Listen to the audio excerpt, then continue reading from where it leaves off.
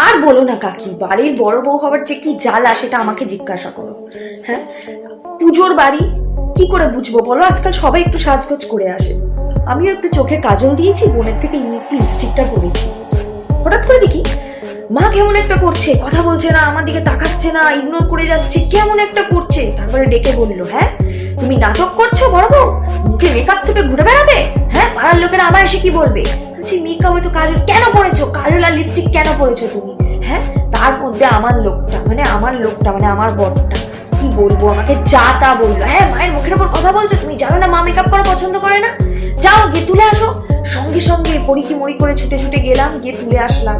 হ্যাঁ, এই দেখো না, একটু টিপ পরেছি আর সিঁদুরটা পরেছি, অস্ত্রী মানুষ বলে বাবা।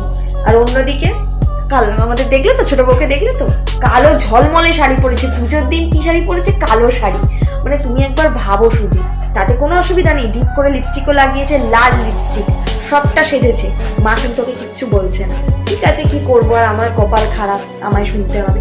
আজকে সকাল থেকে নিয়ে নাও না, সকালবেলা ওঠা, গোবর ছড়া দেওয়া, পোছা, ঠাকুর পাতা, এই ফল আনা, ফুল আনা, নৈবেদ্য সাজানো, এমনকি ঠাকুর মশাইকে পর্যন্ত গিয়ে খবর দেওয়া, সেটা পর্যন্ত আমি করেছি। আর এখন দেখো এই লোক আসতে শুরু করেছে, আমি সলতেটা বানাতে এসেছি, আর ও গিয়ে ওখানে হাত বোলাচ্ছে, বুলিয়েই যাচ্ছে, হাত বুলিয়েই যাচ্ছে, হাত বুলিয়েই যাচ্ছে, হাত বোলাচ্ছে, ফলটাকে সরাচ্ছে, এদিকে সরাচ্ছে, ওদিকে সরাচ্ছে। লোকে ভাবছে ওই সব করছে, বড় বউ তো কিচ্ছু করে না, ওটাই দেখাচ্ছে। এতক্ষণে মহারানী রেডি হয়ে বেরোলো, ততক্ষণে আমার সব হয়ে গেছে। মা এগুলো কিচ্ছু দেখতে পারে না। আমার মাথা থেকে যদি ঘুমটা নেমে যায়, আমার তো মানে কি বলবো, আর বাপের বাড়ি তুলে কথা হয়, আর ওর মাথার ঘুমটা ওঠে না, সব দু চোখানি, মানে কি বলবো, আমার যে কি অবস্থা আমিই জানি। হায় রে ভগবান।